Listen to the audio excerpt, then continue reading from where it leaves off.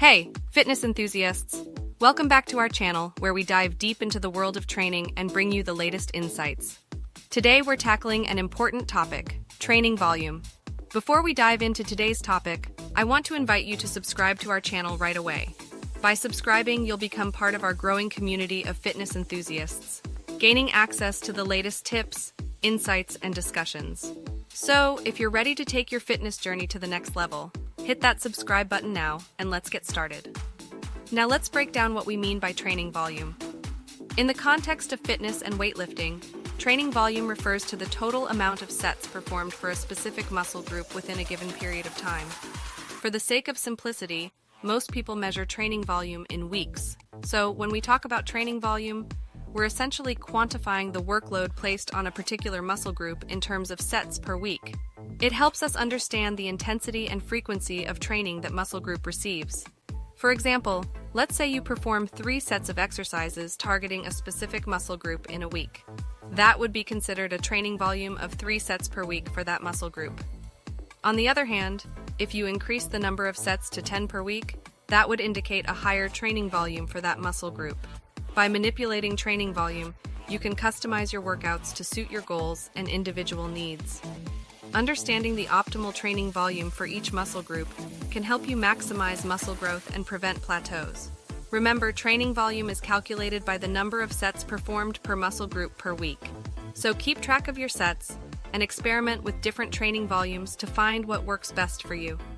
Now that we have a clear definition of training volume, let's explore why it varies from person to person and how it can impact your progress. Before we go into the specifics, let's understand that muscle growth is a local process. Each muscle group responds differently to training stimulus. Some muscles require higher training volume to stimulate growth effectively, while others may require less. For instance, smaller muscle groups like biceps or calves generally require lower training volumes to reach their full potential. On the other hand, larger muscle groups such as chest or back might need higher training volumes to maximize growth. Now let's talk about training volume in relation to experience level. Beginners, or those who are relatively new to training, can make significant progress with a modest training volume of under 10 sets per muscle group per week. Why is that? Well, beginners have what we call newbie gains. Their muscles are not accustomed to the stress of weightlifting, making them highly responsive to even smaller training volumes. These individuals can activate a significant amount of muscle growth with fewer sets, so it's crucial not to overdo it. On the other hand, advanced individuals who have been consistently training for years may require a higher training volume to continue making progress. This is due to the principle of adaptation, where your body becomes more resistant to the same stimuli over time. To keep challenging their muscles, advanced lifters often need to increase the training volume, pushing beyond 30 sets per muscle group per week in some cases. However, it's important to note that this level of training volume should be approached with caution, ensuring proper recovery and avoiding overtraining. Remember, finding the optimal training volume for your individual needs involves experimentation and listening to your body. It's essential to strike a balance between pushing your limits and allowing for adequate recovery. This way, you can continue progressing towards your fitness goals while minimizing the risk of injury.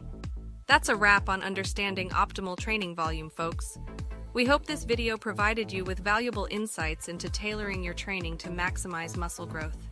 If you enjoyed this content and want to stay up to date with the latest fitness tips and in-depth discussions, make sure to hit that subscribe button below. By subscribing, you'll be joining our community of dedicated fitness enthusiasts, and you won't miss out on any of our upcoming videos. So don't wait, hit that subscribe button now, and let's embark on this fitness journey together.